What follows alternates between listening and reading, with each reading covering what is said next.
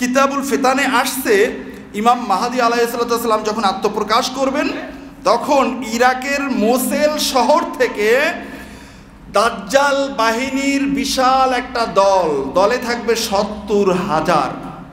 কয় হাজার? ৭০,০০০ থাকবে। এই ৭০,০০০ ইরাকের মোসেল থেকে মদিনা মুনাওয়ারার উদ্দেশ্যে আসবে, দাজ্জালে পাঠাইবে, যাও মদিনায় যাও, গিয়ে সেখানে ইমাম মাহদীকে পাবে, তাকে হত্যা করো। সবাই বলেন নাউজুবিল্লাহ। তো মদিনা মুনাওয়ারা থেকে প্রায় ৪০ কিলো দূরে একটা জায়গা, যেই জায়গাটার নাম হলো বায়দ। জায়গার নাম কি? বায়দ। আপনারা এটা ভিডিওতে দেখবেন, ওই উল্টা দিকে বিনা স্টার্টে গাড়ি চলে, পানি ফালাইলে উঁচা দিকে ওঠে। অনেকেই বলছেন এই জায়গাটার নামও বায়দ। এবং শাহ অলিউল্লাহ মুহাদ্দিস দেহলভী রহিমাহুল্লাহ তাআলা ওনার একটা কিতাবের মাঝে লেখছেন যে এই বায়দ নামক জায়গায় ইমাম মাহদী আলাইহিস সালাম আসার আগে পানি নিষ্কাশনের ব্যবস্থা করা হবে।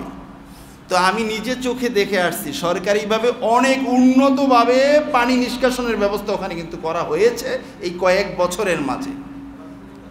এখন যখন এই বায়দা নামক জায়গায় এই ৭০,০০০ বাহিনী আসবে, আয়েশা একটু ক্লান্ত হয়ে যাবে। এখনও প্রায় ৪০ কিলো দূর মদিনা মুনাওয়ারা। এখন ওখানে যাবে, যেতে এখানে অবস্থান করার সাথে সাথে ওই মরুভূমির মাটিটা তাদেরকে নিয়ে মাটির নিচে চলে যাবে। জোরে আওয়াজের আল্লাহু আকবার। শুধুমাত্র ২টা মানুষকে, ৭০,০০০ থেকে মাত্র ২টা মানুষকে আল্লাহ বাঁচিয়ে রাখবেন। একজন চলে যাবেন ইমাম মাহদী আলাইহিস সালামের কাছে, আর একজন চলে যাবে দাজ্জালের কাছে, যে বস আপনি যে ৭০,০০০ পাঠাইছেন তাদের নাম নিশানাও নাই, তাদেরকে মাটি গ্রাস করে ফেলছে।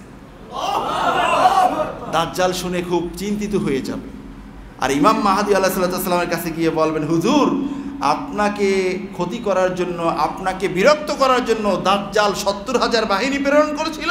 ওই যে বায়দা, ওখানে আসার পরে মাটি তাদেরকে গ্রাস করে ফেলছে, আল্লাহর গজব তাদেরকে পেয়ে বসছে। ইমাম মাহদী আলাইহিস সালাম শুনে বলবেন আলহামদুলিল্লাহ। আমরা কি আলহামদুলিল্লাহর দল নাকি নাউজুবিল্লাহর দল? আমরা জোরে সরে বলি আলহামদুলিল্লাহ।